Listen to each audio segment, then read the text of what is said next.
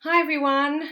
For those of you who don't know me, my name's Joy. I'm a member of Redeemer Church Chesley Street, and I've just been asked really to share my story of how I came to know Jesus and what my life's been like since I've known Jesus and had him in my life.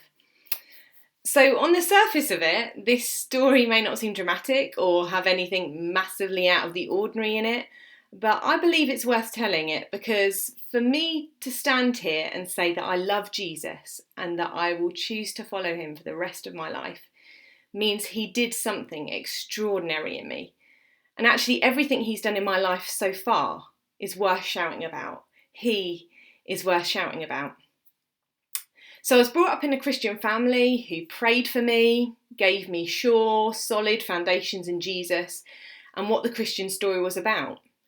I saw in my parents people who loved Jesus, who would seek him at every opportunity and who would follow him even across the world.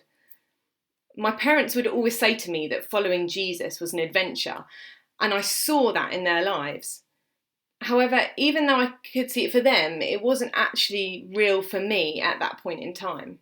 So I would attend church regularly. My dad was a vicar, so it was sort of par for the course, really. And I could understand that I did sinful things and that I needed God in my life, but it didn't really translate into any action for me, at least not at that point in time. So up to about the age of 10, I was actually a really insecure little girl. I wasn't confident in myself or even secure in my parents' love for me. It was actually only recently that my parents told me that the thing that changed that was when I came to faith in Jesus. So around the age of 13, I was going through really difficult times at school where I felt anxious, lonely, and rejected by friends. And because of my age, as most of us can remember, at the age of 13, that just felt all encompassing. I remember thinking, out of desperation really, well, let's put this God stuff to the test then and see if he's really there and see if he really cares for me.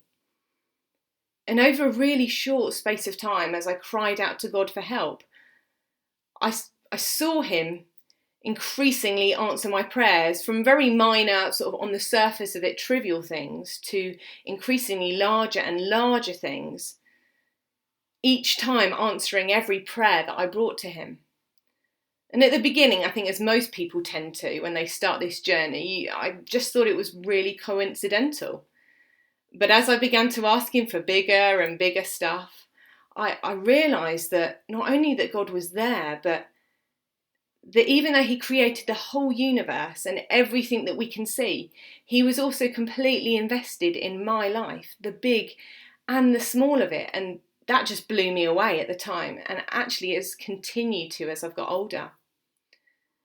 So suddenly all the foundations that I'd been taught about God really hit home.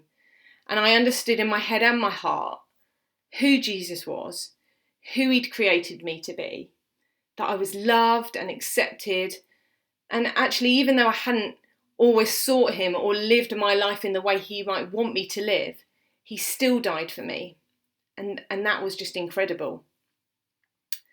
Also in that time, I learnt a lesson that has carried me through my life so far, which is that God cares about everything to do with me, the small and the big.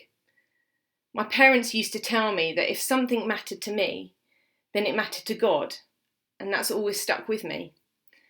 So I learnt from the age of 13 onwards to come to him with everything, being completely real and honest no matter what, as most of you will know, I'm like that now. No matter what was going on with me or how I was feeling, and I've continued to do that. And I've always really felt his joy as I've shared my life with him. So from that point on in my teens, everything changed. I became someone who knew Jesus and spent time with him, who began to trust him more and more. I became very confident and secure in myself, knowing who he'd made me, which I needed because, as anyone who has gone through secondary school will know, it often feels like a test of fire to see who you are, what you stand for, and what beliefs or morals are going to shape your adult life. During my teens, I was unashamedly a Christian, who shared my faith with friends, who wasn't afraid to be different, and who would often not join in with what my other friends were doing. So considering the insecure little girl that I'd been, this change was only down to Jesus. And it was also in that time that I learnt to have real joy in Jesus, as I was learning more about him and seeing him answer my prayers. He began to very gently and kindly, as he always does, show me behaviours that weren't great. And through spending time with him, I longed to be more like him. Also during that time, through my teens, I attended conferences where I heard various preachers, like one of my favourites, Simon Guillebeau, some of you may know him, just encourage people to commit everything to Jesus, to follow him wherever that may lead, and to be totally sold out for him, which really impacted me at the time and has helped make me the type of Christian I am today. There's loads that I could say about my time in at uni. It was a really amazing time. It was encouraging. It was exciting time, just of seeing God at work in my life and him using me to lead others in faith, which I didn't expect, and to step out in trying to bring other people to know Jesus. However, despite that, what also stands out for me was my second year at uni, which was where for the first time in my life, I really felt God to be distant. I struggled to pray, I struggled to read my Bible and spend time with him, and it was really difficult, which was made harder by being asked to lead other Christians in their own walk with Jesus. I found that really hard to do, actually, because I didn't feel like I was doing it with integrity, as it felt like my relationship with him was falling apart. However, it seemed clear that God was giving me these opportunities, so I just continued to follow that. So during that time, when it felt so hard, I learned to persevere, to keep holding on to the truths of what I'd learned and read about in the Bible, to keep seeking him even when it was hard, even when I often thought, what's the point of this? Is he even listening? Does he really care? All those, sometimes those lies that come in that just threaten to disrupt everything you've ever thought about him. But yeah, as I persevered and I kept seeking him, he was so gracious. And I found that he began to speak to me in new ways, using dreams, words, visions, pictures, not just for me, but to share with others, which has continued to be something that is a huge encouragement in my life. And now I'm passionate about seeing other people have that in their lives. After university, as I began to seek him for what he wanted me to do, he spoke to me really clearly. So I was on a family holiday with my parents in Brazil, and as you do, we went to the slums there. My parents have always taken me to see people who don't have life as easy as me. And as I walked through the poverty and just walked through those slums, God spoke to me so powerfully in that time. He showed me that he wanted me to work with people who others may regard as less valuable, but who God definitely doesn't. People that were homeless, were drug addicts, were sex workers, that had been in prison or were currently in prison. All of whom he wanted to use me to love and to help them to know that God is approachable no matter what you've done. So all of my working life so far, and it hasn't been lots of it because I've had kids, has been working with these people and seeking to do what God has called me to do. And I can really feel his pleasure as I begin to speak into their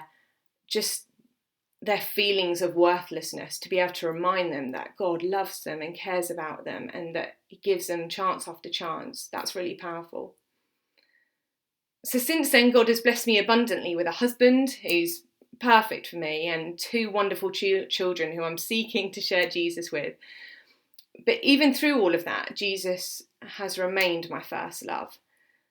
And sometimes I have to battle to make that the case, but I can say that he's the one I started it all with and the one who I'll finish it with. That despite being a mother and a daughter and a wife, that first and foremost, I'm his daughter. And that is so precious to me. So finally, here are just some few things that I've learned about God during my walk with him so far. He's unfailingly kind. He's often surprised me and moved me by ways he has shown kindness to me, from helping me find the perfect dress for a ball. Remember, it's sometimes about the little stuff, to providing a holiday for me just when I've needed it, or for seeing people I've prayed for be healed and come to know Jesus. I know that he's for me, he loves me, and he leads me gently. And that's the same for you that are watching this also. I'm always a much harsher critic of myself than Jesus is. The more time I spend with him, the more I want to be like him. Thirdly, life is an adventure that you choose with him. He doesn't force himself on you or make you do things. You choose it because you know that a life worth living with him is the best kind of life. It's not always easy, and sometimes you wonder why you've done it. But he's with you and he helps you, and that's the most important thing. I find you can never second guess him, and he continually keeps you on your toes and surprises you and amuses you and reminds you of the amazing God and Saviour that he is. And lastly, he's big enough to deal with any emotion you bring to him. He's not scared of the yucky emotions, the ones that we don't tell anyone else that we have or feel. He wants raw honesty and reliance on him. And I've sensed real joy and fun as I've wrestled with him over issues, which I've done so many times, and he's so gracious that he lets me do that. So there's a bit of my story. As I said at the beginning, this story is about Jesus and the fact that he's worth everything. So I hope that it's encouraged you as you seek him today. Bye.